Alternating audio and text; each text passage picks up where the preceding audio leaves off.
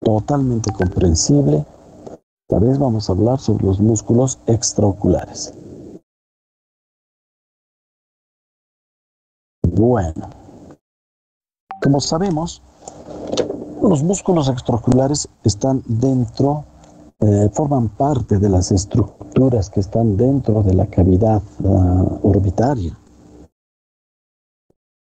¿no? Que esta cavidad orbitaria, que es un conjunto de huesos, ya sabemos que hay dos cavidades situadas en el macizo facial, ¿no? De los huesos del cráneo. ¿Se acuerdan cuántos huesos forman la cavidad orbitaria? 7 huesos, doctor.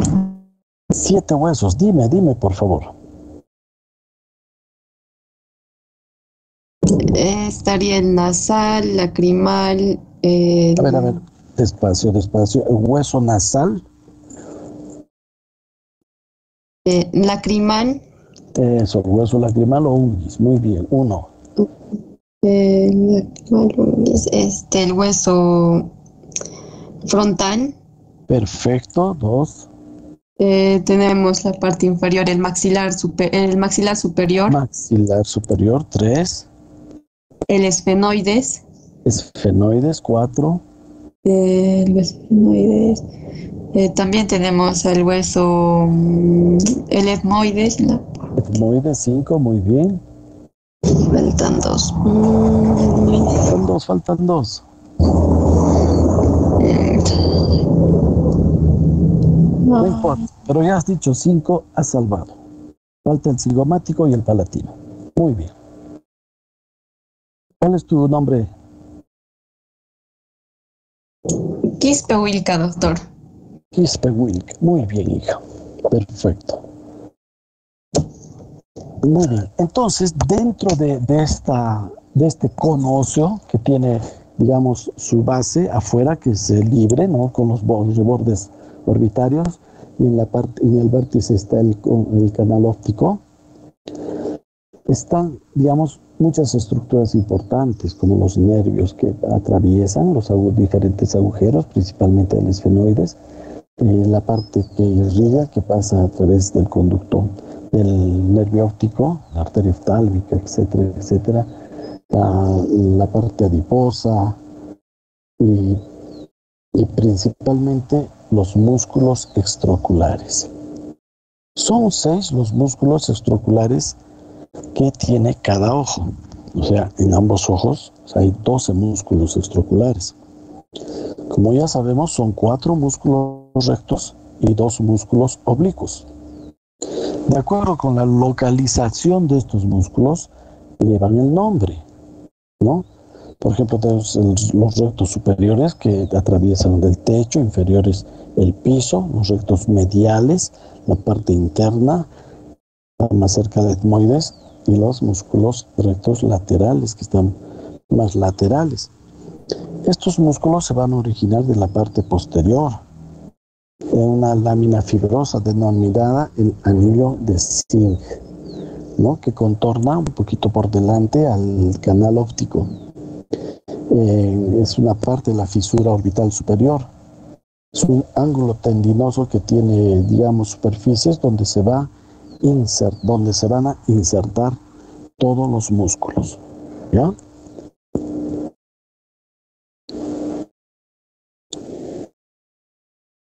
Aquí.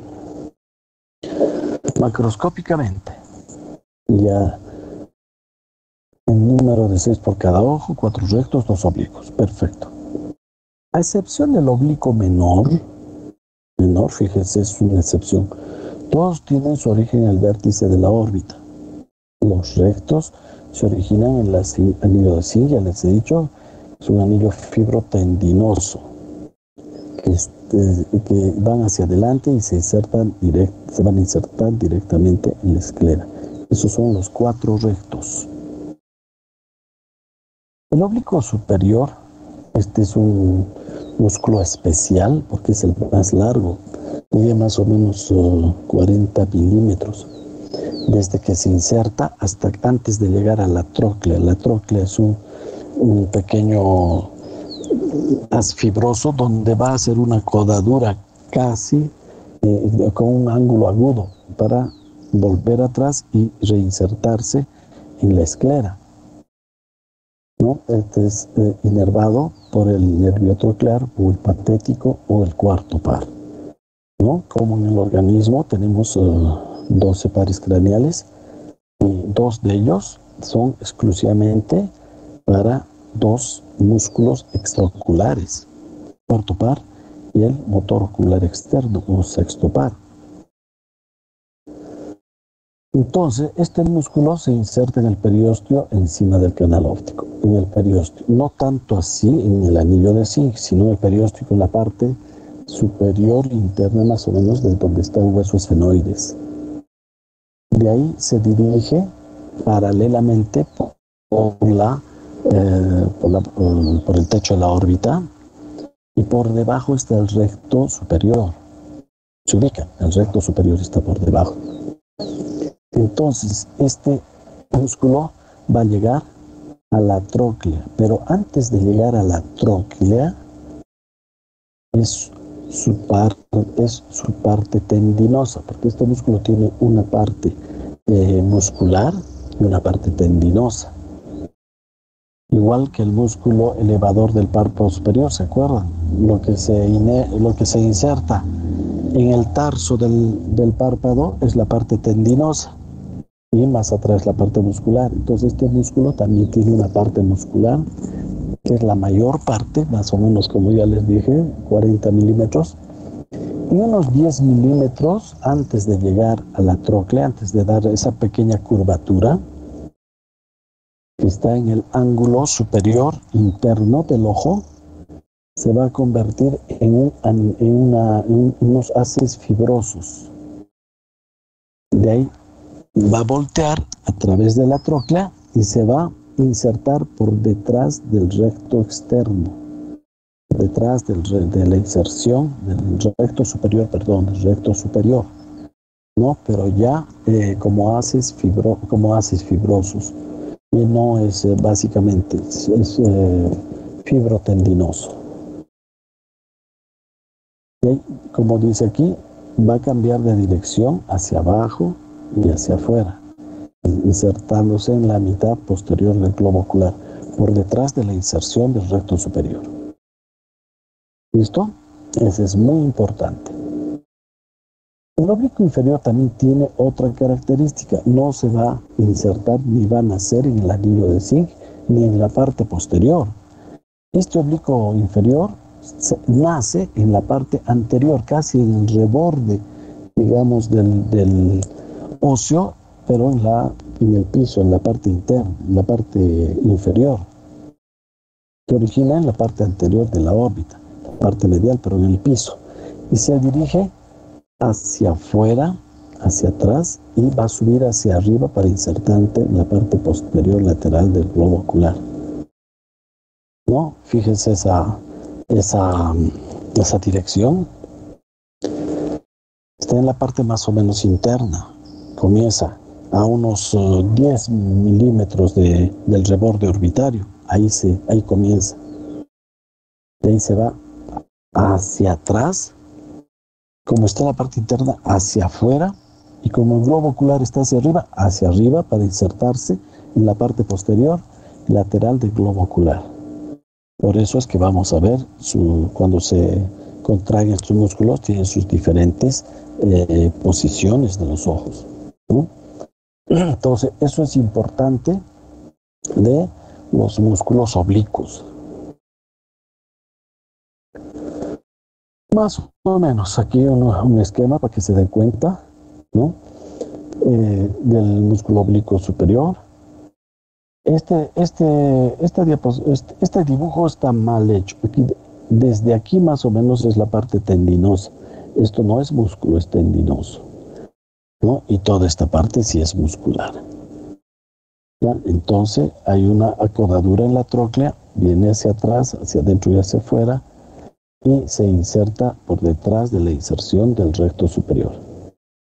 El músculo que se inserta en el piso de la órbita, 10 milímetros, se va hacia atrás, hacia afuera y hacia arriba y se va a insertar por detrás del recto inferior.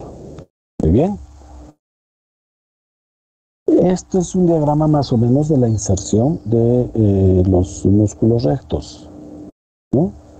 Y vemos que el recto medial es el músculo más largo de los rectos, ¿no? Ya hemos dicho que el oblicuo mayor es el más largo. Pero de los rectos es el recto medial. Se va a insertar, mire, a 5.5 milímetros del limbo. O sea, por detrás, ahí se inserta. Conforme vamos dando la vuelta en dirección de las manillas del reloj, el próximo a insertarse más cerca al limbo es el recto inferior, a 6.5 milímetros. El recto lateral a 7 milímetros. Y el recto superior casi a 8 milímetros, 7.7. Esa es la disposición de inserción de los rectos, ¿no? Que está más casi en la parte anterior. Los músculos extraoculares son de tipo estriado. Son músculos voluntarios, tipo estriado. Cada fibra muscular es individual, como vemos en muchas fibras. No existen puentes sinciciales, ¿no? Son multinucleadas, largos y cilíndricos, con membrana celular y citoplasma, como todo músculo. Contienen en su interior las miofibrillas que forman los sarcómeros interconectados por filamentos de miosina, exactamente como han ustedes estudiado en histología.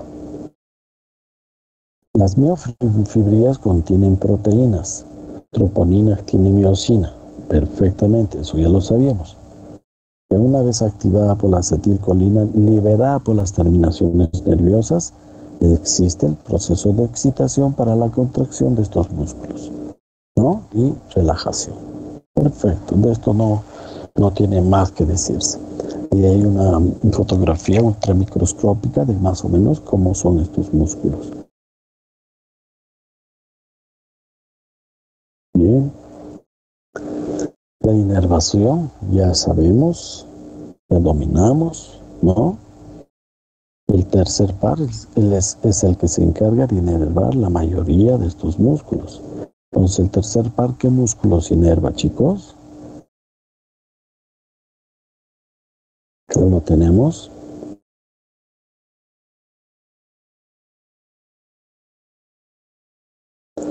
Todos, excepto el oblicuo superior y el recto lateral. ¿Listo?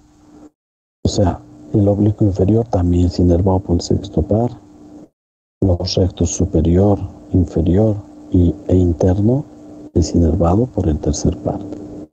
El único que no es inervado de los rectos es el recto lateral, que es inervado por el sexto par, o obtuscens. Y el oblicuo superior, que es inervado por el troncleal o cuarto nervio ocular, que aquí más o menos tenemos un esquemita.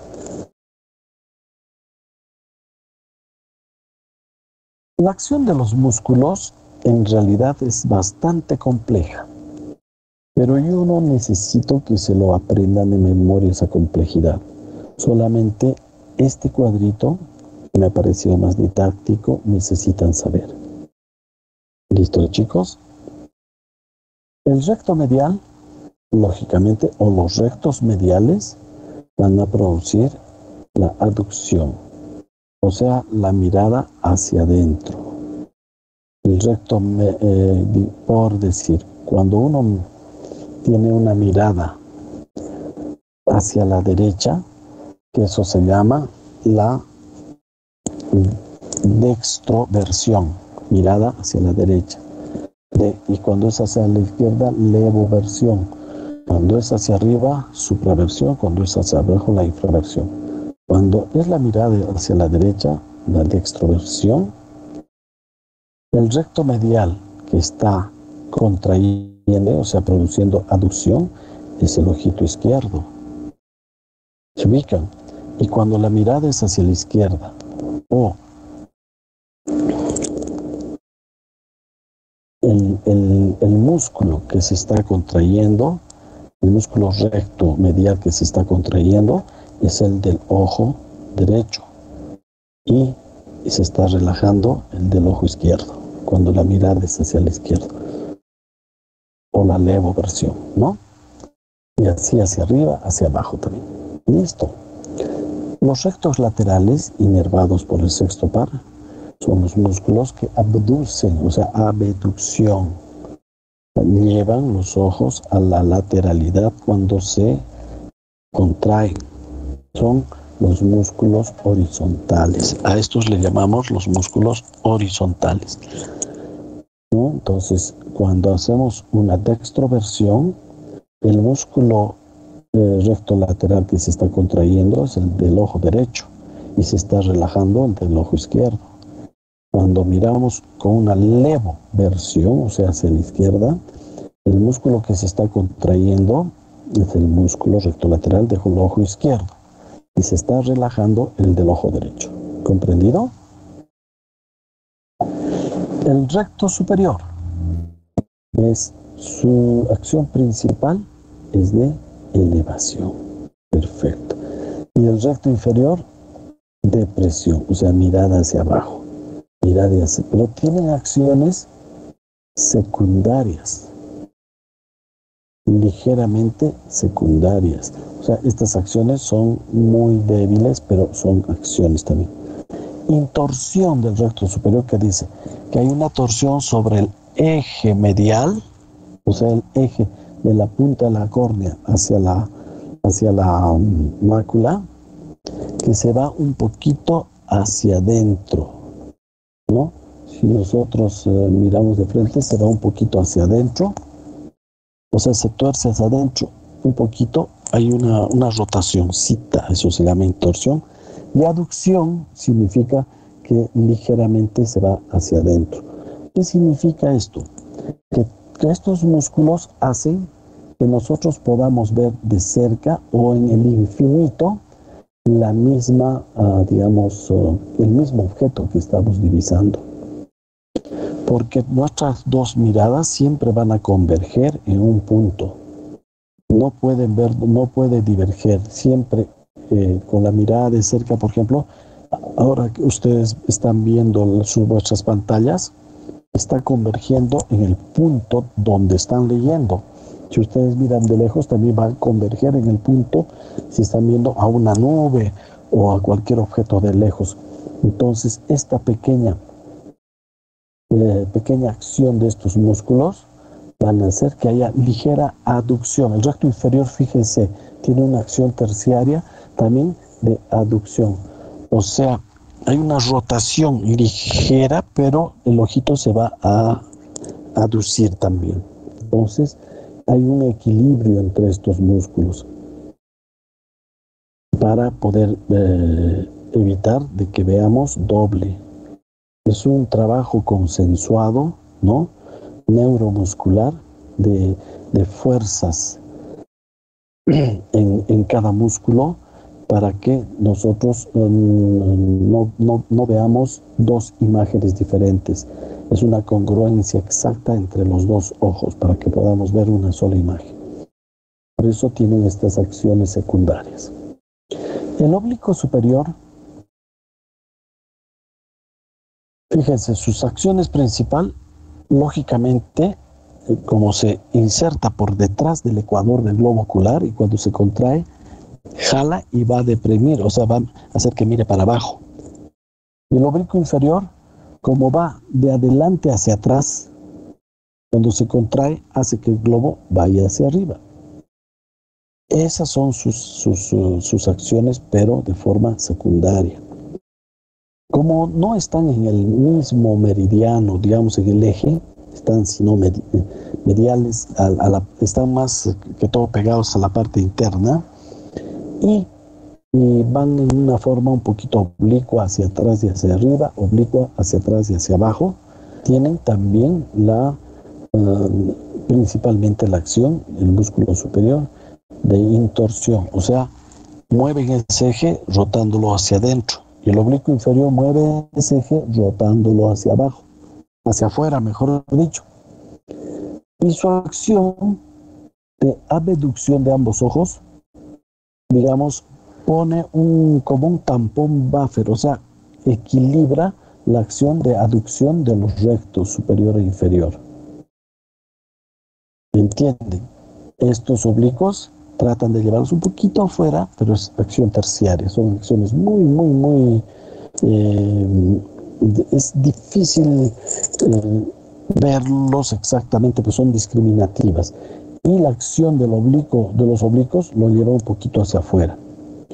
Esto es para que no haya mucha, digamos, cuando vemos de cerca o de lejos, haya una congruencia para ver el mismo objeto. O sea, entran en un equilibrio todos estos músculos. Es más, les invito a hacer una prueba. Miren un objeto a distancia. Ustedes en vuestro cuarto, si están al lado de la ventana o donde estén, y aprieten un poquito uno de los ojos, puede ser el derecho, de la parte externa del reborde orbitario externo, toquen el ojito por encima del párpado en la esquina, un poquito aprieten. Fíjense que va a haber una distorsión, o sea, van a comenzar a ver doble, una diplopía.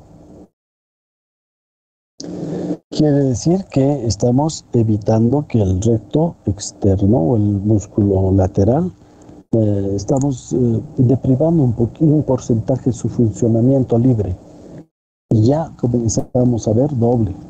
¿Ve? Igual hacia arriba, igual hacia adentro. Entonces, estas son las acciones básicas de los músculos extraoculares. Hay algunos tipos de movimientos extraoculares que están descritos en la literatura, ¿no? Los tres principales son estos: los movimientos sacádicos, son movimientos rápidos que se realizan, por ejemplo, por poder seguir la línea que deseamos leer inmediatamente, que cada palabra queda enfocada en la zona de mejor visión retinal. De ahí miramos nuevamente, salimos, miramos, es una sacudida brusca. Sitúa rápidamente la fobia en el objeto que queremos ver, o sea, en el objeto de interés, ¿no? Miramos a un lado, de ahí nuevamente a nuestra pantalla, entonces son movimientos sacádicos. Movimientos de fijación o seguimiento. La fijación de los objetos en forma rápida y efectiva, cuando están en movimiento. Mantiene la posición de los ojos en el objeto. Por ejemplo, en una contienda de ping-pong, nosotros estamos mirando de un lado para el otro, tratando de fijar en la pequeña pelotita, igual en el tenis. ¿No? Movimientos de fijación y de seguimiento. Mantiene la posición de los objetos, de los ojos y del objeto, en relación a la posición y los cambios de colocación de la cabeza y el cuerpo. Esto está coordinado con el sistema vestibular. Si nosotros estamos echados, también está coordinado con el sistema vestibular. Ya saben, ¿no? Que hay una coordinación exacta a través de la vía óptica. Los movimientos de convergencia. Los ojos se desvían simultáneamente a un punto de visión, es lo que les hablaba. Tanto lejos o cerca siempre va a haber un punto de convergencia. Jamás puede ser la visión binocular divergente, porque si no veríamos dos objetos. Los ojos se desvían simultáneamente a un punto de visión, aunque se encuentren en movimiento. Siempre están enfocados, ¿no? Ya sea cerca o lejos. Y esto quiere decir que los ejes visuales están alineados por estos diferentes tipos de funciones que tienen los músculos para mantener la fijación bifoveal, o sea, la fijación de que ambas fobias esté, digamos, impregnado el mismo objeto. ¿Listo? Muy bien. Existe una ley, dos leyes existen en realidad de trabajo conjunto de estos músculos. ¿No? Así a grueso modo, la ley de Hering, que es llamamos a la correspondencia motora, son los músculos amigos, son los músculos yuntas, los músculos que se comprendan y se tienen que contraer al mismo tiempo en cantidad y en tiempo, en porcentaje. Cuando un músculo realiza un movimiento en determinada dirección, por ejemplo, vamos a dar un ejemplo. El músculo recto lateral del ojo derecho se ha contraído porque está mirando ese ojo al lado derecho, ¿no?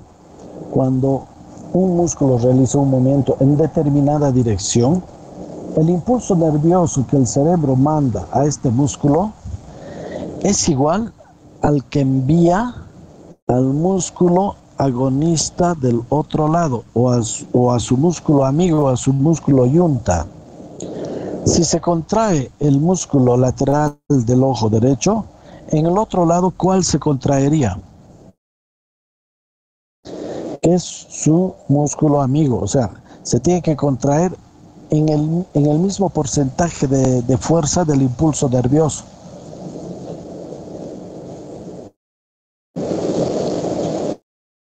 Si se contrae el músculo el recto lateral del derecho, ¿qué músculo? Y está mirando este paciente hacia el lado derecho. En el ojo izquierdo, ¿cuál es el músculo que se está contrayendo? A ver, chicos, alguien. El recto medial, doctor. Recto medial, doctor. El recto medial, chico, es el músculo yunta. Para arriba, por ejemplo, el músculo yunta del superior es el inferior y de los oblicuos también. Y todo lo contrario, si vamos a mirar a la izquierda, se contrae el lateral y su músculo yunta es el medial del ojo derecho. ¿Comprendido? La acción de estos músculos deben ser iguales en porcentaje, en fuerza. Los impulsos nerviosos que reciben deben estar adaptados para tener la misma rotación. Esa es la ley de Hering, los músculos yuntas. ¿Listo? Ahora, la ley de Sherrington, que llamamos la ley de la inervación recíproca, es cuando se contrae un músculo por un estímulo nervioso. El mismo ejemplo, se contrae el recto lateral del ojo derecho.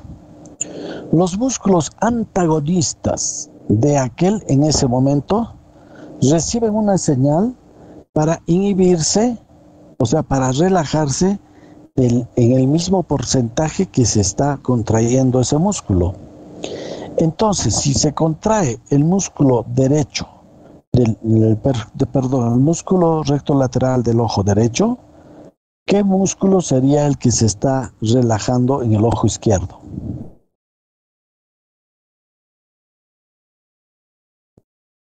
Recto lateral.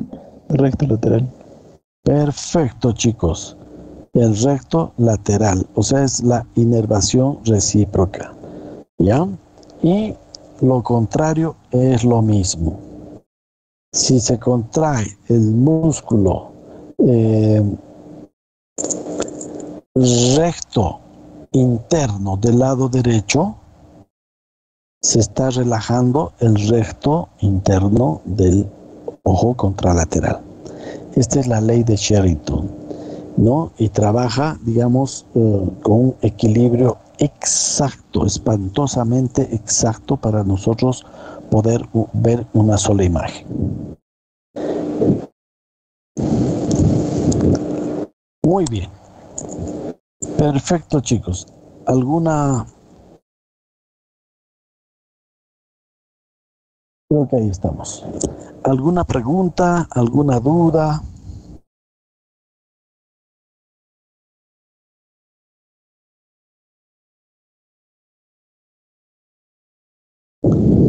¿Está todo correcto? Cuando existe, digamos, una paresia del sexto par, ya nos podemos dar cuenta perfectamente. Cuando existe una parestesia o paresia del tercer par, también nos podemos dar cuenta correctamente de qué músculo se trata. Por ejemplo, les pongo un ejemplo. Viene un paciente a la consulta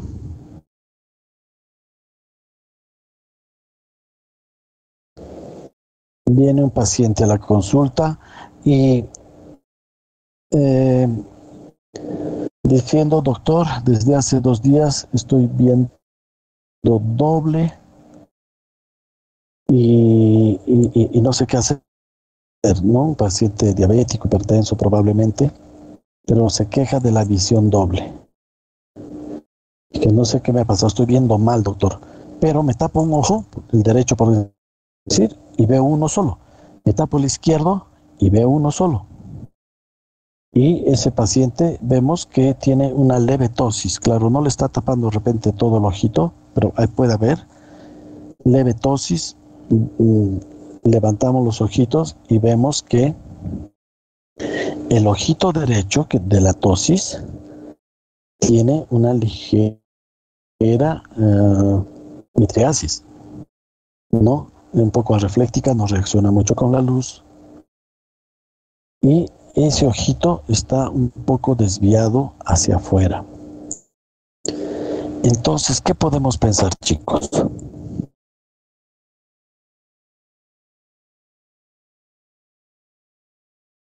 Un posible daño del tercer nervio craneal. Muy bien, Edison. ¿Por qué? Primero por que la ptosis que menciona, doctor, parte de fibras nerviosas del tercer nervio craneal se encargan de la inervación del nodo, además también por la desviación del ojo que nos indicaría qué músculos están siendo o estarían paralizados, dando la desviación de la mirada, y que también el tercer nervio craneal es la vía eferente, sí, eferente de lo que es el reflejo pupilar, y de ahí es porque estarían estos ojos así, como los mencioné. Claro, inerva el músculo constrictor del iris, ¿no es cierto? Uh-huh. Si hay algún daño, una paresia, una parestesia, entonces se refleja en una ligera midriasis. Y como el ojo está desviado hacia afuera, quiere decir que está funcionando más que los otros músculos. El recto externo está jalando. Muy bien, entonces es simple, chicos. Ustedes, parestesia el tercer par. Si existe compromiso pupilar, tenemos que descartar un proceso expansivo intraocular que está en el trayecto de este nervio. Puede ser un aneurisma, puede ser un tumor. Si no existe compromiso pupilar, la pupila está miótica, normal y refléctica, y con algunos síntomas de los músculos, quiere decir que es un proceso más leve, menos severo. Cuando hay compromiso pupilar sí puede ser severo. ¿En qué casos se pueden dar estos compromisos menos severos? Es bastante común en hipertensos diabéticos que puede haber en el trayecto microhemorragias, pequeñas hemorragias que a veces ni se ven en la tomografía, o infartos que tampoco se ven muy bien en la tomografía o en la... Entonces, estos pacientes, este es un problema básicamente neurológico que se manifiesta en el ojo, ¿no? Y lo contrario, el paciente puede venir diciendo, veo doble, doctor, estoy desesperado.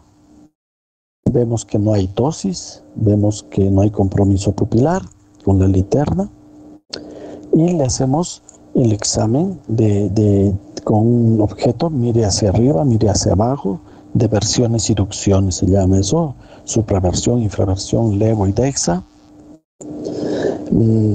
Y vemos que el ojito derecho, que es el afectado, va a tener más dificultad o más diplopía cuando va hacia afuera. Y ese ojo no llega tanto hacia afuera como el ojo izquierdo. Entonces ahí nos vamos a dar cuenta fácilmente de que algo está pasando con el recto externo del ojo derecho.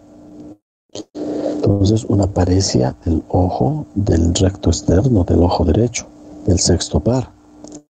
Nosotros sabemos que el sexto par es el par craneal que mayor recorrido tiene dentro de la calota, digamos, intracerebral. Va por zonas de la porción petrosa, inclusive de la parte temporal. Tiene un recorrido largo. Entonces tenemos que pensar en hacer una interconsulta con neurología y muchas veces este problemita se debe a tumoraciones que los otorrinos ven a ese nivel, o neurocirujanos también, en cualquier fase de su recorrido. Entonces ya nos damos cuenta, ¿no? Son, digamos, las principales patologías que causan diplopía. Y es por una paresia de estos nervios que van a inervar los músculos. Por pequeñita que sea la lesión del nervio, vamos a tener una sintomatología grande, que es la diplopía. La diplopía no es fácil de tolerar. El paciente se puede caer, no puede caminar. Entonces, ¿qué hacemos en estos casos? Hasta que se resuelva el problema neurológico, tenemos que ocluir un ojito para que esté viendo con un ojo, porque la diplopía en estos casos es binocular. Si ocluimos el ojo bueno con el ojo malo, puede estar tranquilo, porque no va a haber congruencia entre las dos fobias, porque estamos ocluyendo un ojo. Si ocluimos el ojo malo, también está tranquilo con el ojo bueno, porque va a ver igual. Bueno, en el caso del tercer par es mejor ocluir con compromiso pupilar, es mejor ocluir el ojito malo, porque cuando, digamos, la pupila no está funcionando adecuadamente, no va a poder leer. No, y también va a bajar la visión, ¿no? No hay un funcionamiento adecuado. Muy bien, muchachos. Está todo claro, todo correcto. ¿Alguna duda? ¿Alguna pregunta?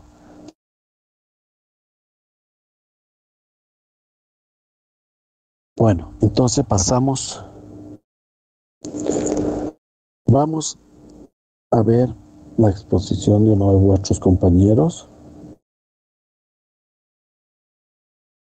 que es Luis Manuel Mendoza, que nos va a ayudar con el aporte sobre el tema de conjuntivitis. Es una patología bastante común que podemos nosotros, como médicos generales, tratarlo y saber en qué casos vamos a derivar al oftalmólogo y en qué casos no. ¿Listo? Entonces, por favor, Luis, ¿puedes compartir pantalla? Sí, doctor.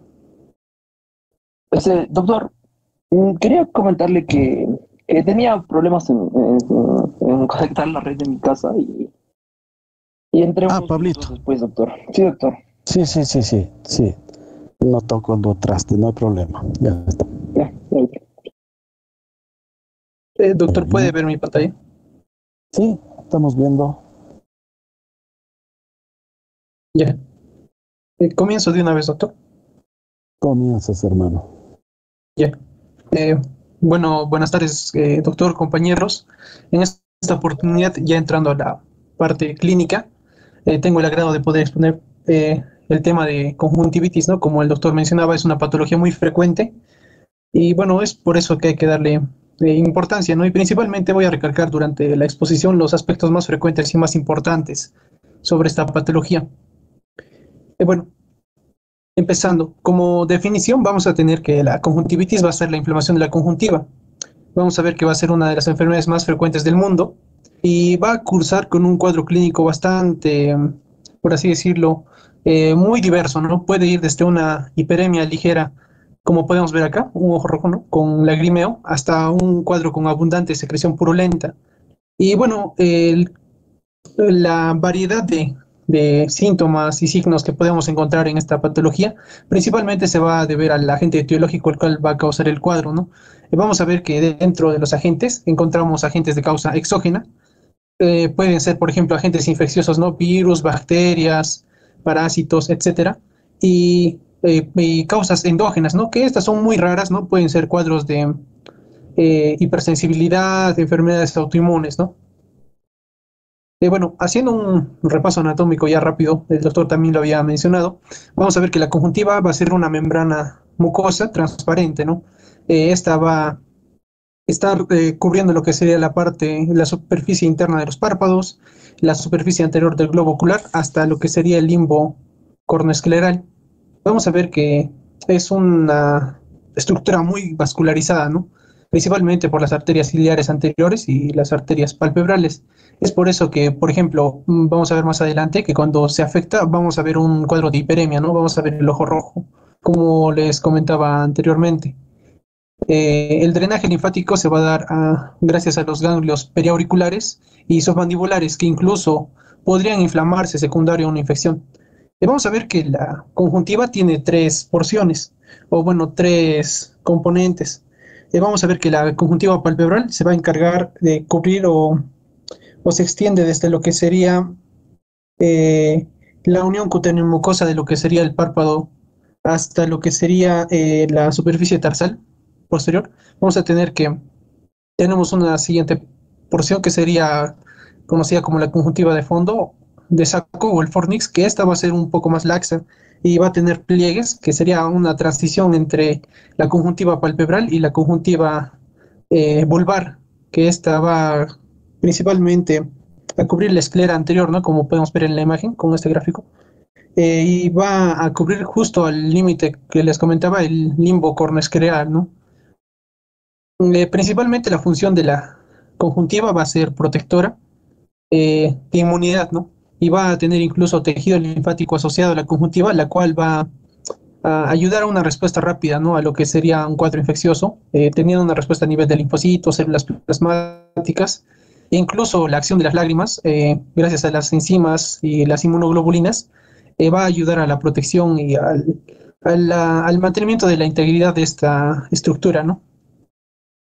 Ya pasando a lo que sería el cuadro clínico de la conjuntivitis, como les comentaba, vamos a ver un cuadro bastante con muchos signos y síntomas, ¿no? Voy a describir los más frecuentes. Dentro de los síntomas, y bueno, acá tenemos algunos síntomas inespecíficos, tenemos la presencia de lacrimeo o epífora, que es un lagrimeo ya muy abundante, ¿no? Que ya sería patológico. La sensación de cuerpo extraño, el paciente también puede referir prurito. Principalmente esto vamos a verlo, por ejemplo, en lo que sería una conjuntivitis de tipo alérgico, de causa alérgica. Y vamos a ver que también puede referir a ardor, ¿no? Como una arenilla que como que le arde al paciente. El dolor es significativo, puede incluso ocurrir, bueno, concomitar con fotofobia o incluso una sensación intensa de cuerpo extraño. Estos dos últimos vamos a ver que nos van a dar como que un signo de alarma, ya que podríamos ver que ya no solo la conjuntiva está afectada, sino también lo que sería la córnea. Dentro de la secreción, vamos a ver que, de Un acuerdo, momentito ahí, por favor. sí, Un momentito, Luis. Bien lo dice Luis. Normalmente las conjuntivitis no duelen.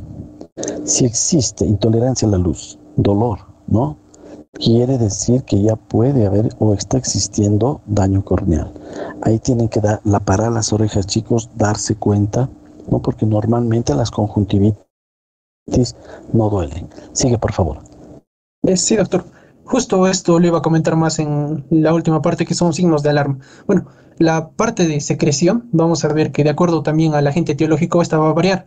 Por ejemplo, tenemos una secreción acuosa, principalmente esta va a tener, por ejemplo, exhalación serosa y lágrimas, ¿no? Que principalmente se va a ver en cuadros víricos y alérgicos, ¿no? Como este caso, ¿no? Donde no se puede ver la secreción, pero es transparente prácticamente. Una secreción mucoide que principalmente se va a dar, ¿no? Como su nombre lo dice, así con una textura más mucosa, principalmente en cuadros alérgicos crónicos o en el ojo seco. Podría tener una secreción mucopurulenta que ya nos da un indicio, ¿no? De que podría, bueno, está asociada a lo que sería una infección bacteriana, como podemos ver acá, ¿no? Una secreción medio amarillenta, verdosa, o también a cuadros de clamidia. Una secreción purulenta Y vamos a ver en este caso la secreción purulenta de acuerdo a la cantidad de secreción. Podemos ver, por ejemplo, una secreción purulenta moderada estaría también asociado a un cuadro bacteriano, mientras que un cuadro ya de mucha secreción purulenta, la cual incomoda bastante al paciente, incluso al examen físico podemos ver bastante secreción, ya nos daría, por ejemplo, un indicio de cuál sería el agente, que en este caso sería la Neisseria gonorrea, ¿no? Una infección gonocócica. Dentro del cuadro clínico también es importante ver la reacción conjuntival. Y bueno, dentro de esta reacción conjuntival tenemos muchas manifestaciones, ¿no? Por ejemplo, tenemos la hiperemia, que va a referirse a la presentación del rojo oscuro a nivel de lo que sería la conjuntiva, ¿no? Y como les comentaba antes, tenemos que tener en cuenta que la conjuntiva, cuando hay hiperemia a este nivel, la hiperemia se va a encontrar ya lejos de lo que sería la córnea, ¿no? Va a ser ya a nivel periférico, como podemos ver en la imagen, ¿no? Esta va a ser intensa y va a ser lejos del limbo corneoescleral, ¿no? Como que les comentaba. Tenemos que tener en cuenta eso, porque tiene que ser lejos de esta unión, porque si no si habría una hiperemia a este nivel, ya nos indicaría otra patología, ya no estaríamos hablando de conjuntivitis. Y esta hiperemia principalmente la vamos a ver en lo que sería infecciones bacterianas, ¿no? Que en esta va a ser mucho más pronunciada que en otras patologías. Podríamos tener también la presencia de hemorragias, que pueden ser múltiples y van a ser petequiales, ¿no? Pequeñas, como podemos ver en la imagen, como un punteado rojo, ¿no? Esta principalmente se asocia a infecciones víricas o bacterianas graves. O podemos tener también un cuadro de quemosis, ¿no? Que espero que se pueda ver bien en la imagen. Es una tumefacción conjuntival, ¿no? Vemos una sobreelevación de la conjuntiva acá, que prácticamente nos da como que, no sé, un poco de miedo, ¿no? Porque no es normal que se... Sí, es un edema. Claro, es un cuadro que puede causar, digamos, mucha extrañeza. Es un edema que puede haber, exactamente. Bien, sigue. Sí, doctor. Justo es un edema, el cual incluso podría hacer que la conjuntiva protruya, ¿no? En este caso, el párpado inferior estaría protruyendo por este. Esto nos indica, por ejemplo, una reacción de hipersensibilidad o una infección muy grave, ¿no? Las cuales ya llevan este grado de edema a nivel de la conjuntiva. También tenemos lo que sería la presencia de membranas, que en este caso podrían ser pseudomembranas, las cuales se van a desprender cuando nosotros, por ejemplo, quisiéramos retirarlas, y membranas verdaderas, que estas, por ejemplo, van a estar muy adheridas a lo que sería el plano adyacente, ¿no? Al plano de lo que sería el párpado, y si las retiramos vamos a causar un desgarro. Estas últimas, principalmente vamos a verlas en infecciones, por ejemplo, como serían gonocócicas, bacterianas, o incluso en el síndrome de Sjögren, ¿no? Que también es una causa de conjuntivitis. Vamos a ver que ambas, la presencia de membranas va a causar una cicatriz residual en lo que sería la conjuntiva, en este caso de la superficie del párpado, ¿no? También tenemos la presencia de folículos, que van a ser múltiples lesiones delimitadas, ¿no? Si se llega a apreciar en la imagen, no son como que pequeñas, la bibliografía lo refiere como elevaciones que pueden referirse como granos de arroz, ¿no? Que son como estas elevaciones que estoy demarcando. Espero que se puedan ver en las diapositivas bien en la presentación. Estas no van a tener vasos en su interior, y principalmente los vasos, vamos a ver que las van a rodear, ¿no? Por ejemplo, acá podemos ver que las rodean, no están en contacto en el centro de estas, ¿no? Y principalmente estas se van a presentar en cuadros víricos. Se podría presentar un cuadro de clamidia, hipersensibilidad o un síndrome oculoglandular de Parinov, que también lo voy a escribir más adelante, que es un cuadro un poco característico. También tenemos la presencia de papilas. Estas papilas vamos a ver que, bueno, sí se puede ver acá, que son estas, ¿no? Son como los folículos, pero un poco más grandes. Solo que la diferencia principal, vamos a ver que este va a tener un núcleo vascular, ¿no? Había comentado que los folículos no tienen un núcleo vascular, ¿no? El centro siempre está de color claro, ¿no? Mientras que las papilas vamos a tener que justo el centro es bastante vascular, está eritematoso, y van a ser como, podríamos encontrar formas de micropapilas que tienen un tamaño menor a 1 milímetro, hasta papilas gigantes, ¿no? Que podrían presentarse con un tamaño mayor a 1 milímetro, incluso más, dependiendo del cuadro. Dentro del cuadro clínico también podemos tener la presencia de retropatías. Perdón, Sí. Luis. Por lo general, Sí. las papilas la vemos bien claro, o los folículos, en las lámparas de hendidura, pero así a simple vista también ustedes pueden tener la capacidad de verlas, ¿no? Los folículos, como bien nos dijo, más que todo vamos a encontrar en infecciones víricas, a veces por clamidia, ¿no? O el síndrome de oculogangliosidad de Parinao, pero las papilas más en las conjuntivitis bacterianas y en las conjuntivitis alérgicas, ¿ya? Eso. Sigue, por favor. Sí, doctor. También tenemos la presencia de adenopatías y como bien les comentaba al inicio de la exposición, esto va en relación a lo que sería el drenaje linfático, ¿no? Por ejemplo, producto de lo que sería una conjuntivitis, podemos ver la inflamación de lo que sería el ganglio preauricular, ¿no? Que en este caso, por ejemplo, acá está inflamado. Y principalmente este se presentaría en cuadros virales, ¿no? El paciente viene con una conjuntivitis y una adenopatía. Y este se presentaría, por ejemplo, en el síndrome oculoglandular de Parinaudo, una clamidia bacteriana, ¿no? Pero el principal cuadro al cual se asocia esta presentación es un cuadro viral, ¿no? Los cuadros virales van a ser frecuentes en niños también. Ya pasando un poco a la etiología, vamos a ver que se dividen en grandes grupos, ¿no? Por ejemplo, tenemos, como les comentaba, causas exógenas. Por ejemplo, tenemos agentes infecciosos, en este caso infecciones bacterianas, que pueden ser por gonorrea, neumococo, haemophilus, etcétera, ¿no? Incluso la clamidia. Tenemos cuadros por parásitos, cuadros inmunológicos, que en este caso, por ejemplo, acá va en relación a las conjuntivitis alérgicas, que son relativamente comunes, ¿no? Y también las vamos a describir. Tenemos también cuadros virales, que, bueno, también son bastante frecuentes. Tenemos también lo que serían conjuntivitis secundaria a irritación química, o incluso inflamatoria, ¿no? O por hongos, incluso de etiología desconocida. Pero lo más importante en este punto es que en el transcurso de la exposición voy a mencionar más sobre lo que serían los agentes infecciosos. En este caso, las infecciones bacterianas por clamidia, las inmunológicas y las virales, ¿no? Que estos serían los cuatro cuadros más comunes y de mayor importancia que se presentan. Bueno, y ya pasando a lo que serían las conjuntivitis bacterianas, vamos a ver que dentro de la presentación clínica, como vamos a tener la presencia de un enrojecimiento y secreción, ¿no? Esta puede ser unilateral o bilateral, ¿no? Por ejemplo, este cuadro, este de acá, es bilateral, no vemos una secreción en ambos ojos. Vamos a ver que el ojo va a cerrar, el ojo va a estar atascado por la mañana. ¿Y esto producto a qué? Producto de que el paciente va a tener una secreción, ¿no? Una secreción purulenta, y esta en el transcurso de la noche se va a ir acumulando, y si el paciente no la limpia, el paciente despierta con los ojos pegados por la mañana, ¿no? Y esta secreción purulenta es espesa y puede variar en cuanto a lo que sería su coloración, ¿no? Podría ser una secreción blanquecina, que es como la que vemos en la parte superior, o incluso podría haber una secreción amarillo verdosa, que es en la que podemos ver en la parte inferior. Principalmente la secreción se va a acumular en los márgenes de los párpados y en la esquina, y en las esquinas, ¿no? En las comisuras de lo que serían los párpados, principalmente porque estas áreas son de mayor reaparición o secreción. Dentro de los agentes, vamos a tener en cuenta que la conjuntivitis bacteriana es un cuadro bastante contagioso, y principalmente su contagio se da por la secreción, por el contacto con la secreción, ¿no?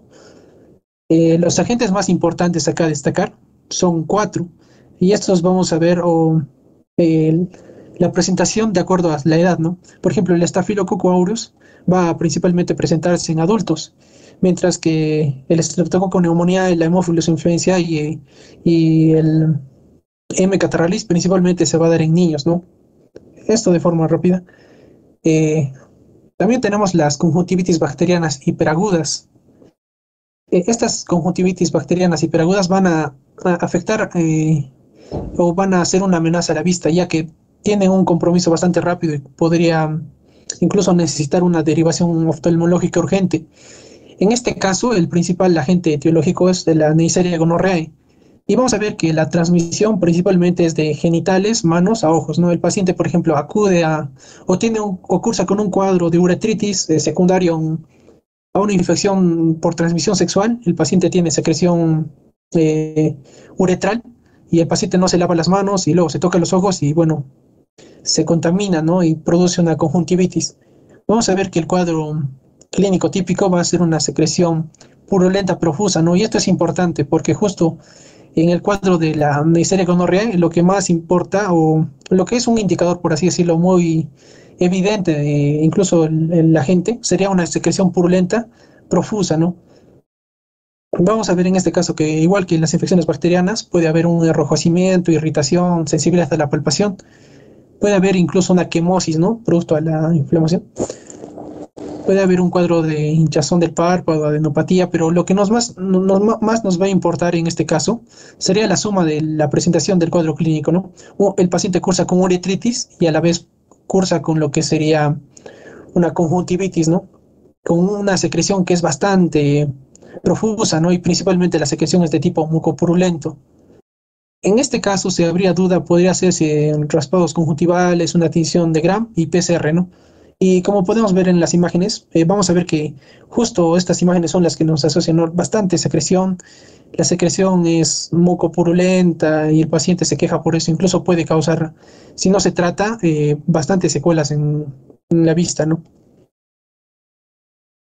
Dentro del tratamiento vamos a ver que las conjuntivitis bacteriana, la bacteriana común, va a ser un cuadro autolimitado, ¿no? Y principalmente el uso de antibióticos va a cortar la duración del cuadro, siempre y cuando se dé dentro de los 6 primeros días del curso de la enfermedad.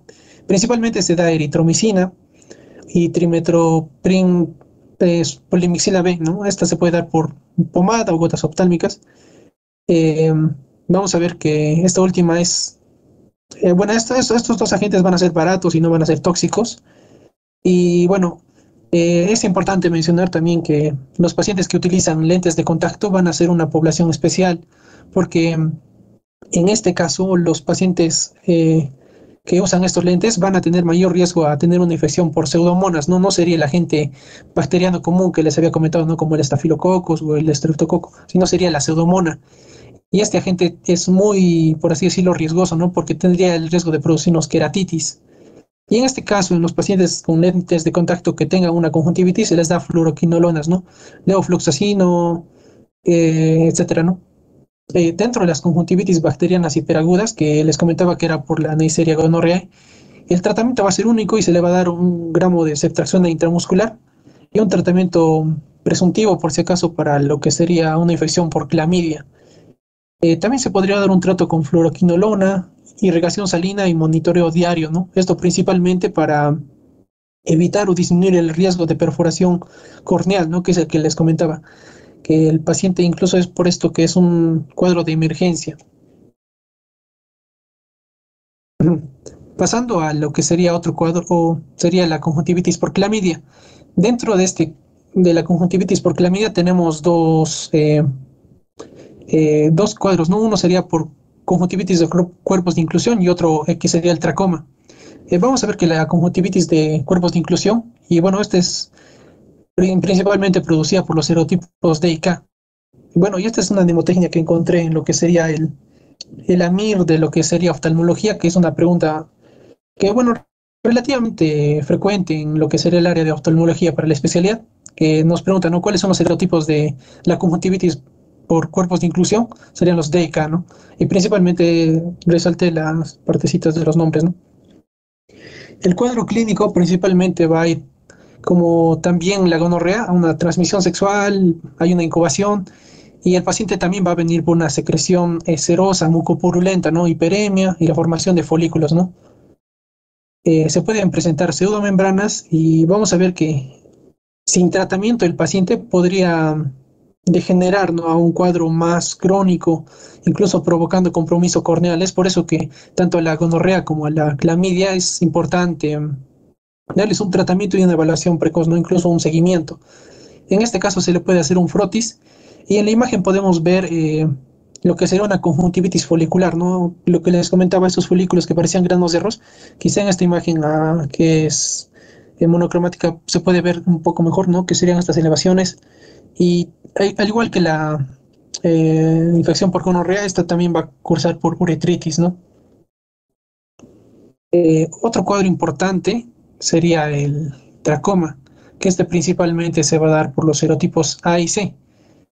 Vamos a ver que este cuadro podría generar un cuadro de queratoconjuntivitis epidérmica, ¿no? Esta tendría una evolución crónica y es muy importante porque va a ser un principal agente o una principal causa de ceguera a nivel de lo que sería Latinoamérica.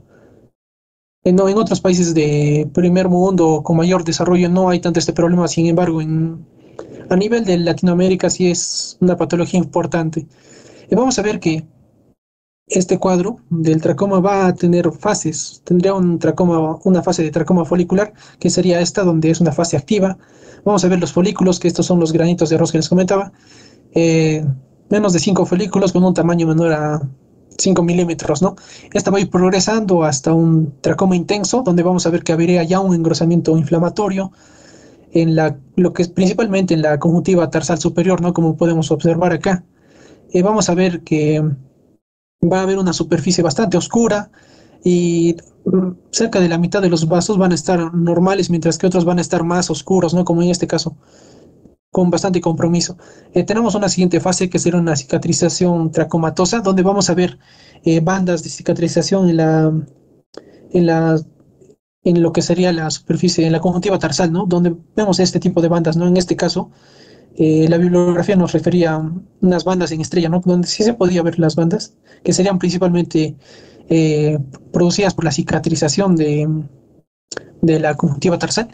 Vamos a ver posteriormente el tracoma con triquiasis y vamos a ver que justo esta cicatrización va a retraer lo que serían los párpados, produciendo que las pestañas tengan contacto con la córnea. Y justo este contacto es el que dañaría, ¿no?, la córnea y podría producir a largo plazo o en su progresión lo que sería la ceguera, ¿no? Donde, por ejemplo, en la imagen que les presento, podemos ver justo ya, ¿no?, que las pestañas ya tienen contacto con lo que sería el ojo y estaría dañando esto. Incluso podemos ver acá ya el paciente está teniendo o ya tiene por así decirlo, eh, ya no es una superficie normal de lo que es la córnea, ¿no? Ya está afectada en su superficie, en su coloración, que incluso llevaría al cuadro de opacidad corneal, donde vemos justo en esta imagen también, ya el paciente va a cursar con ceguera, ¿no? Y es una de las principales fases a las cuales se quiere llegar, ¿no? Porque en este caso el paciente ya perdería la vista. Vamos a ver que principalmente se va a dar en comunidades, en personas de 30 a 40 años o incluso se podría dar en la niñez, ¿no? Y es de bastante importancia, principalmente porque nuestro país es un país endémico, por así decirlo, y por la falta de tratamiento hay una gran progresión y bueno, es una causa evitable de ceguera, ¿no? Dentro del tratamiento de las conjuntivitis por clamidia, vamos a tener que el tratamiento para los cuerpos de inclusión va a ser mediante las tetraciclinas, ¿no? Puede ser tópica o sistémica, se da doxiciclina, tetraciclina, eritromicina o acitromicina.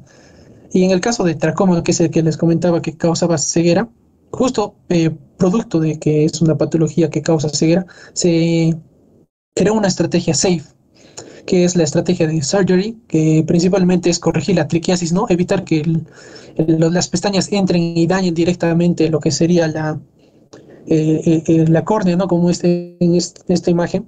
Se da el uso de antibióticos, principalmente de elección, se da acitromicina o tetraciclina menos de 6 meses.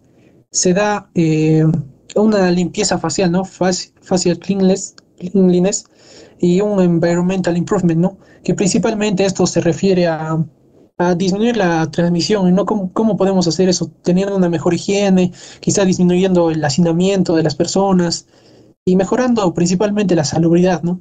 Y principalmente esto es lo que se quiere evitar, ¿no? Que el paciente ya tenga una opacidad corneal y que pierda la vista, ¿no? Esto es evitable y principalmente se da por un pobre tratamiento, quizá no hay tantas medidas salubres en ciertas comunidades y se llega a esto, ¿no? Que es a lo que se quiere evitar.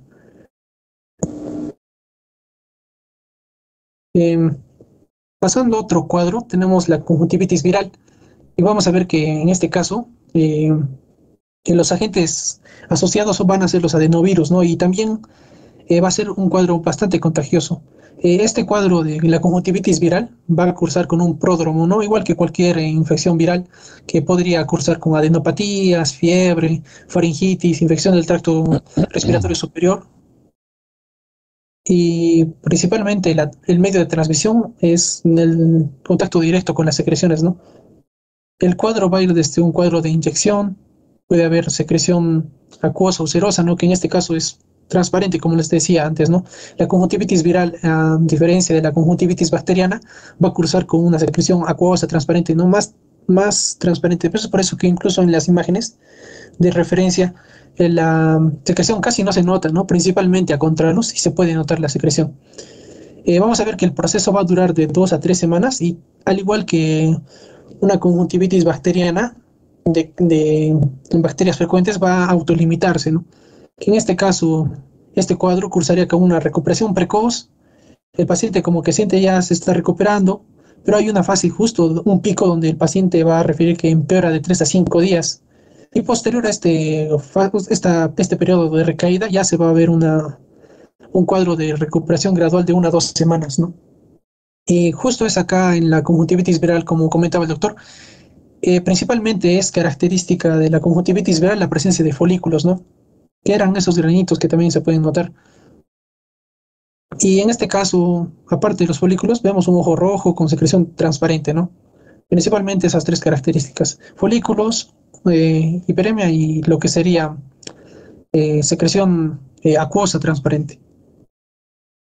En este caso, al examen físico podemos encontrar costras matutinas, secreción mucoide, epífora, ¿no? Que el paciente podría incluso confundir lo que sería la secreción con lagrimeo, ¿no? En la conjuntiva tarsal vamos a ver la presencia de folículos y vamos a ver incluso que se podría producir la inflamación del ganglio preauricular, ¿no? Que es el que antes les mostraba en la imagen del niño. Y vamos a ver que inicialmente podría haber una afección unilateral, que esta podría progresar al segundo ojo en 24 o 48 horas, ¿no?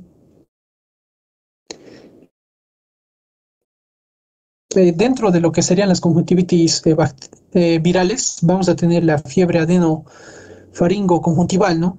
Que sería el cuadro anterior, solo que este cuadro principalmente es producido por los adenovirus 3 y 7. Se va a dar en niños menores de 3 a 5 años y va a concurrir con un cuadro de faringitis y fiebre, ¿no? Esto principalmente, o sea, es el cuadro anterior más faringitis y fiebre y se presenta en niños. Esta sería la fiebre adenofaringo conjuntival, ¿no? Otro cuadro viral importante es la queratoconjuntivitis epidérmica. Vamos a ver que esta es de importancia ya que es un cuadro fulminante debido a la queratitis que nos va a producir. Vamos a ver que en este caso se va a producir por los adenovirus 8, 19 y 37 y va principalmente a afectar a lo que sería la córnea y la conjuntiva, ¿no? Dentro del cuadro es una conjuntivitis que va inicialmente a ser unilateral y va a progresar a bilateral. Este inicialmente produce congestión conjuntival y algo importante que el doctor también mencionaba era la presencia de dolor, ¿no? La presencia de dolor y lagrimeo y la presencia de fotofobia nos indicaría ya que hay un compromiso de la córnea. Y una vez que hay ese compromiso, bueno, ya nosotros tenemos que tener, por ejemplo, es un signo de alarma, ¿no? Que nos debe decir que ya no es una conjuntivitis normal, sino ya es algo ya más importante que podría comprometer la vista del paciente.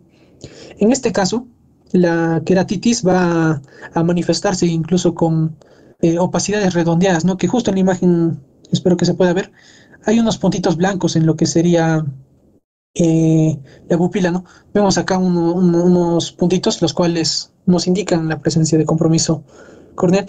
Vamos a ver que se puede presentar un ganglio preauricular, puede presentarse edema palpebral, quimosis, hiperemia, puede tener una sensación de cuerpo extraño e incluso la apertura espontánea de los ojos estaría alterada. Es porque el paciente tiene una sensación de cuerpo extraño que incluso le podría producir, que es intensa, es como una sensación que le irrita al paciente, incluso le podría producir un blefaroespasmo, ¿no? Y bueno, eso principalmente respecto a esto. En este caso, el tratamiento de las conjuntivitis virales no hay un tratamiento específico, ¿no? Al igual que otros virus. El tratamiento principalmente es paliativo, se da antihistamínicos, descongestionantes, se pueden usar compresas calientes o frías y se pueden utilizar incluso productos lubricantes que no tengan antibióticos. Y es importante mencionarles, ¿no? Que repetir lo que les había dicho, ¿no? El paciente tiene un cuadro de mejoría y justo hay un pico de recaída y el paciente dice, no, el tratamiento que me está dando no funciona. Y luego, después de este pico de recaída, que es el curso normal de la enfermedad, habría un cuadro ya de remisión a las 2 a 3 semanas. Perfecto, entonces sabemos que es un cuadro que va a tener, que es autolimitado, entonces tenemos que tratar solamente la sintomatología. Muy bien, sigue por favor. Sí, doctor. Bueno, ya en otro cuadro tenemos las conjuntivitis alérgicas. Esta principalmente se va a producir a la presencia de alérgenos. Estos producen una reacción de hipersensibilidad con secreción de inmunoglobulina E. Hay una respuesta de mastocitos, liberación de histamina, factores quimiotácticos, los eosinófilos también y, bueno, otras moléculas inflamatorias, ¿no? En este caso, el cuadro típico va a ser que se va a en este caso es importante mencionar que la presentación de inicio es bilateral. Vamos a ver que se produciría inicialmente una hiperemia, un ojo rojo, ¿no? Bilateral. Habría una secreción acuosa y algo importante también es la sensación de picazón, ¿no? Es algo que variaba frente a los otros cuadros que les comentaba, ¿no? En ninguno les había comentado que había picazón, mientras que en la conjuntivitis alérgica sí hay, ¿no? Es un cuadro bilateral, el paciente tiene el ojo rojo y le pica bastante, le pica, ¿no? Es importante que el paciente no frote los ojos porque va a irritar más la conjuntiva. En este caso, es importante también saber si el paciente tiene un antecedente de atopía, alergia estacional o alergia específica a algo, ¿no? En este caso pueden haber síntomas alérgicos asociados, ¿no? Congestión, estornudo, secreción nasal. Y a la inspección vamos a ver que es un cuadro bastante parecido a la conjuntivitis viral, que les comentaba, ¿no? Que también era el ojo rojo, que tenía secreción transparente. Va a haber una inyección difusa y regular. Podría haber incluso a nivel de lo que será tarsal, ¿no?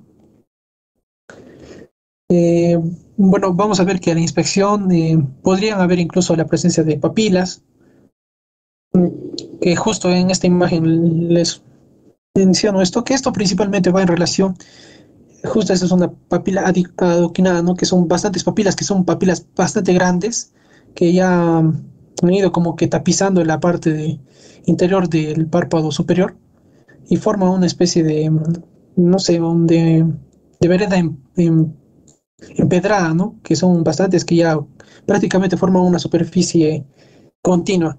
Vamos a ver, bueno, estos principalmente se presentan en cuadros de alergia, pero ya graves, ¿no? Bastante severos. Se puede dar abundante secreción acuosa, serosa, mucoserosa, fibrosa.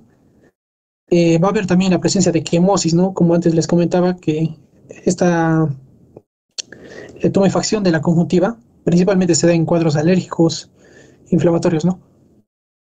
Vamos a tener acá dos cuadros importantes, que serían la conjuntivitis alérgica estacional, que otras bibliografías refieren como la fiebre del heno, que es dentro de las conjuntivitis alérgicas la más frecuente.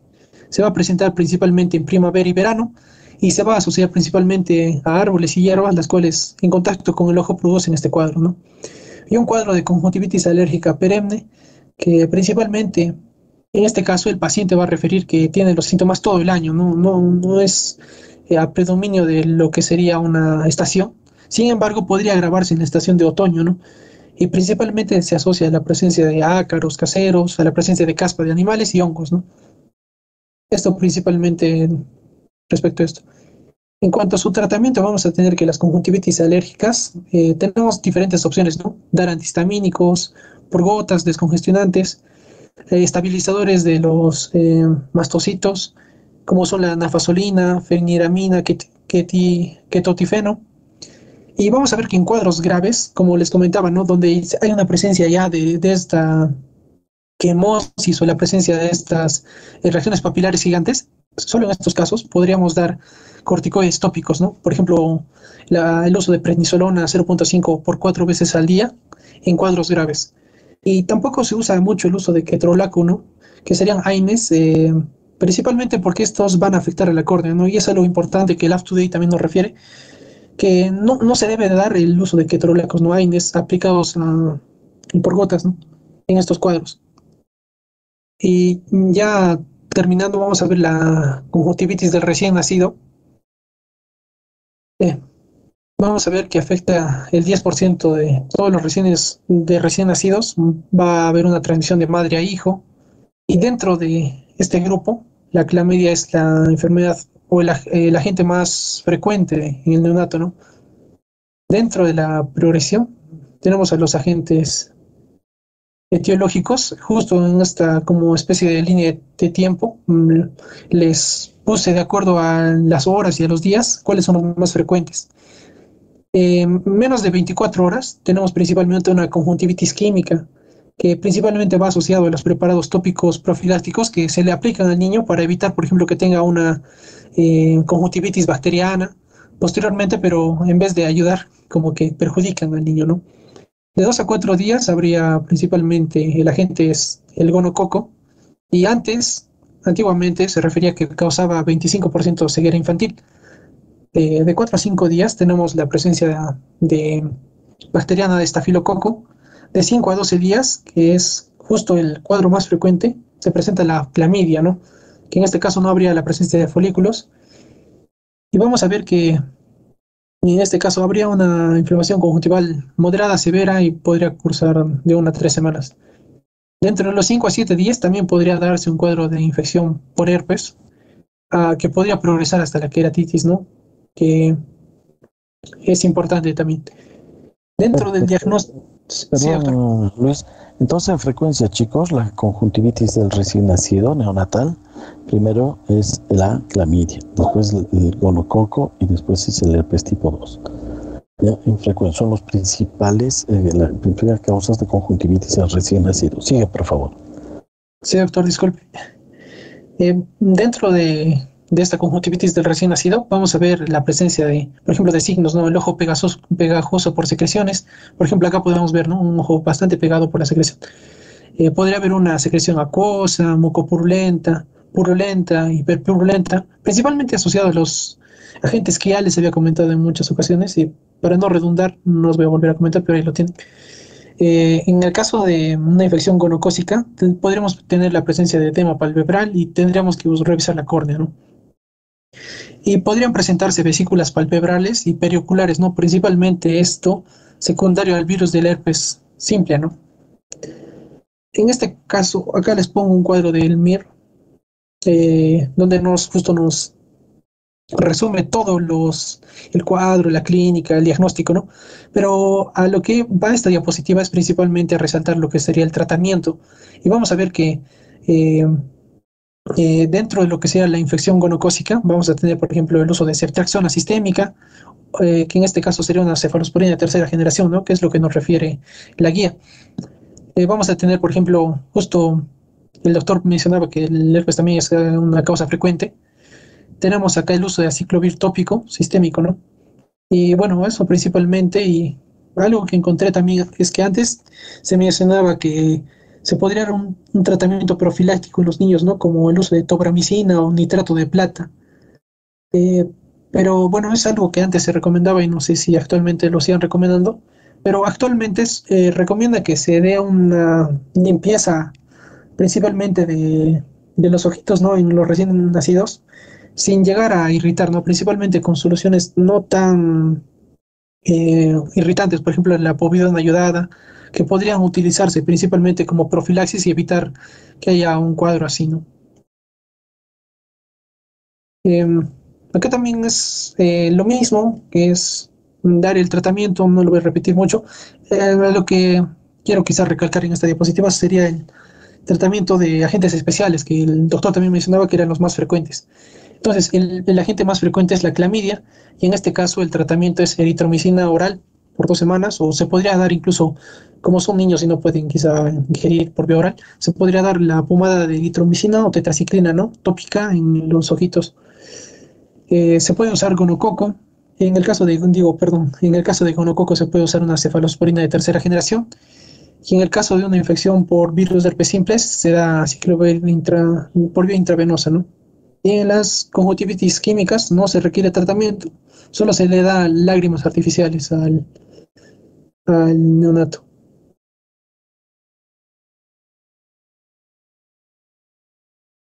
Ya, y esto era más como un resumen global de todo, ¿no? Que es prácticamente lo más importante y incluso venía representado en las preguntas más frecuentes de la MIR y todo eso. Estos son los cuadros más frecuentes eh, en los cuales vamos a resaltar, por ejemplo, lo más importante ya como repaso final. Y es importante porque a la evaluación y el diagnóstico tenemos que diferenciar entre estos tres cuadros, ¿no? Si es una causa vírica, bacteriana o alérgica. En la causa vírica sabemos que la secreción es acuosa, serosa, ¿no? Transparente, como les había dicho. Hay una sensación de cuerpo extraño, pero en el caso de la vírica tenemos la presencia de folículos, ¿no? Que es muy importante. Principalmente se van a presentar en el párpado inferior. En este caso podría haber eh, una inyección conjuntival moderada a severa y podría presentarse también las adenopatías, ¿no? Que sería la inflamación de los ganglios periauriculares, ¿no? Esa imagen del niñito que tenía un inflamado de su ganglio. En este caso no habría disminución de la visión. Y vamos a ver que este cuadro cursa con un pródromo que podrían ser adenopatías, fiebre, faringitis, infección y del tracto superior, tracto respiratorio superior. Y principalmente la conjuntivitis vírica se va a presentar en adultos. La conjuntivitis bacteriana va a cursar principalmente con una secreción mucopurulenta, ¿no? Que es prácticamente bastantes agentes producen esto, ¿no? La clamidia, la gonorrea, otros agentes. Cursa con una sensación del cuerpo extraño. Podría presentar inyección conjuntival. No hay disminución de igual modo de la visión. Y bueno, principalmente no va a concomitar con otra, ¿no? En este caso, en el cuadro de la bacteriana, es importante también mencionar que un signo importante es que el paciente nos refiera que él despierta con los ojos pegados, ¿no? Y esto principalmente va en relación a la secreción en la noche y hace que se peguen los ojos, ¿no? Principalmente se va a presentar en niños. Y bueno, como tercer cuadro, tenemos la conjuntivitis alérgica. En este caso podría haber secreción mucosa o viscosa. El paciente va a referir el picor, ¿no? Que es justo lo que les comentaba, ¿no? Es para distinguir esto. En la alérgica hay picor. El paciente siente que le pica, que le arde ambos ojos porque la presentación es bilateral, y podrían presentarse las papilas, ¿no? Que eran esas elevaciones como que adoquinadas que les comenté en un cuadro grave, que principalmente se presentan en el párpado superior. Tampoco hay disminución de la visión y en este caso el paciente también podría presentar congestión nasal, estornudos, sibilancias o secreción, ¿no? Esto para diferenciar así, por tener en claro los tres principales cuadros más frecuentes, ¿no? Dentro de la evaluación, como enfoque general, ya tenemos que saber, ¿no? Distinguir más o menos qué cuadro, si es bacteriano, vírico o alérgico, ¿no? Tenemos que tener en cuenta los antecedentes, la presencia de costra matutina, enrojecimiento, secreción, ¿no? Picazón siempre alérgico. La secreción bacteriana es queja de secreción, el paciente va a acudir, ¿no? Que tiene bastante secreción mucopurulenta. En el caso de una conjuntivitis alérgica es el prurito, ¿no? El prurito y la picazón. Y en el examen físico podríamos ver enrojecimiento o inyección, ¿no? Que va a ser principalmente difusa. El diagnóstico, vamos a ver que se puede hacer un diagnóstico de conjuntivitis si hay la presencia de ojo rojo, secreción y visión normal, que esto último es importante. Porque si vemos ya un compromiso de la visión, ya no estaríamos hablando de un cuadro de conjuntivitis, sino un cuadro de queratitis, ¿no? Y este último es ya, por así decirlo, una urgencia oftalmológica, ¿no? En este caso también tenemos que tener en cuenta que no haya la presencia de queratitis, iritis o glaucoma de ángulo cerrado. No tenemos que ver patología focal, ¿no? Como la presencia de orzuelo, úlceras, una masa neoplásica, blefaritis, ¿no? Y bueno, también podría, eh, bueno, eso principalmente en esta diapositiva. Dentro de la evaluación y el diagnóstico, vamos a ver que las pruebas auxiliares van a ser principalmente limitadas, ¿no? El cultivo, las tinciones, no es algo que se haga de forma rutinaria. Salvo, por ejemplo, les había comentado en las infecciones bacterianas, como por ejemplo por gonorrea o por clamidia, ahí podría ser importante ver si el agente etiológico es una gonorrea, ¿no? Porque este tendría un compromiso corneal y llevarnos a un cuadro de disminución de la vista, ¿no? Y en este caso sí podría darse. En el caso de pacientes con lentes de contacto, les había mencionado que en este caso es muy importante porque estos pacientes son susceptibles a la infección por pseudomonas, ¿no? Y esta pseudomonas produce también queratitis, ¿no? En este caso también es importante a considerar. Y bueno, la derivación oftalmológica urgente se puede dar en qué casos. Vamos a ver que cuando hay un caso de disminución de la agudeza visual, podría haber un rubor ciliar, ¿no? Que les había mencionado que justo el enrojecimiento o la hiperemia se produce justo en este límite, ¿no? Limbo corneal, en el limbo corneoescleral, perdón. Si va más allá, entonces ya habría un compromiso mayor. Y bueno, ¿qué síntomas nos alertan, ¿no? De una posible queratitis? Que esta sí es una emergencia oftalmológica, sería la presencia de fotofobia, el paciente, ¿no? Sensible a la luz, una sensación de cuerpo extraño grave que al paciente incluso le impide mantener el ojo abierto, ¿no? El paciente se queja por un cuerpo extraño que es constante, muy fastidioso, ¿no? Que incluso le podría producir un blefaroespasmo y el dolor, ¿no? En este caso tenemos que tener en cuenta que una conjuntivitis nunca va a producir dolor y si el paciente refiere esta, entonces ya es muy importante considerar. En este caso también podríamos ver, podría llevar una derivación oftalmológica, la presencia de opacidad corneal, una pupila fija o cefalea intensa con náuseas, ¿no? Que ya sería otro tipo de cuadro. Y en este caso la fotofobia principalmente se va a producir por una abrasión corneal, o sea, una lesión corneal, ¿no? Que podría llevar a desgarro y también disminución de la vista.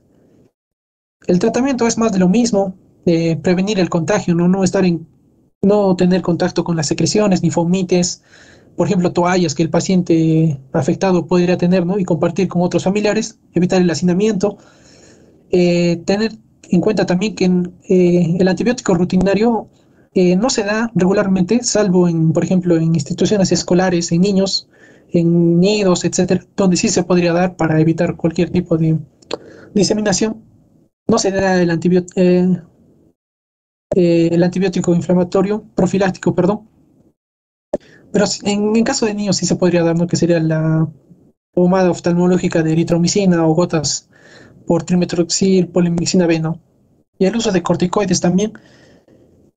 El uso de corticoides solo se reserva en caso de alergia ocular, en las presentaciones graves que antes les había comentado, queratitis viral y blefaritis, ¿no? No se da de forma, por así decirlo, rutinaria en cuadros de conjuntivitis, principalmente a que podrían causar afecciones, ¿no? Por ejemplo, cicatrización o fusión y perforación de la córnea, ¿no? Es algo que el AFTUDI nos refiere que de forma rutinaria, por ejemplo, en conjuntivitis alérgica, a los pacientes, los doctores dan corticoides, ¿no? Corticoides y estos más que ayudar empeoran el cuadro, ¿no? Y su uso crónico incluso podría llevar al cuadro de desarrollo de cataratas y glaucoma. Y bueno, eso sería todo, doctor.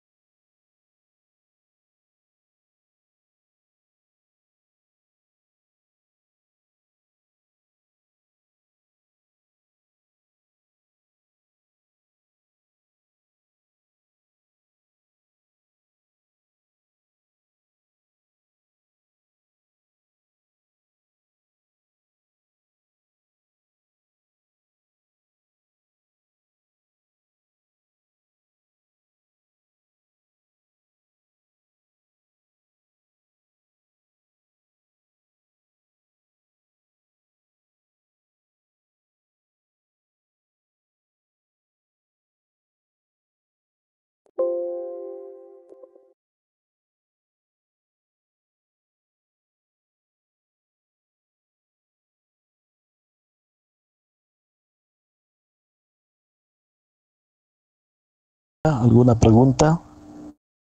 Doctor, tengo una duda.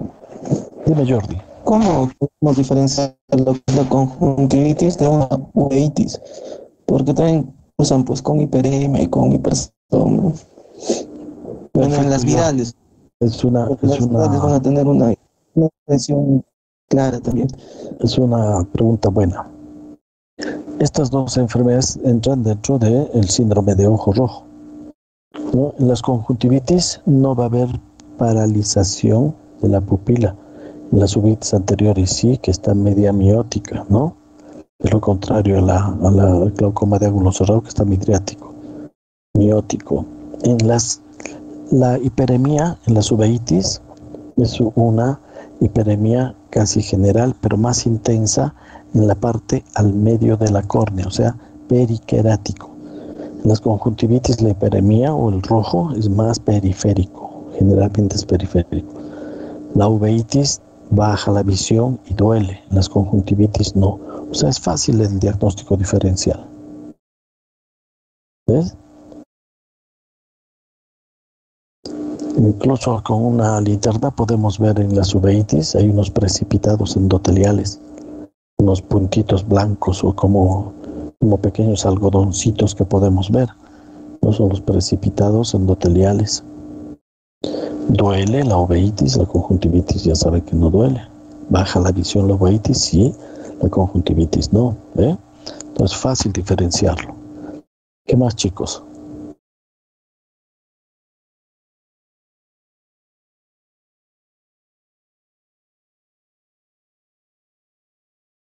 Bueno, ya deben de estar cansados. Lo dejamos ahí y que tengan una buena tarde.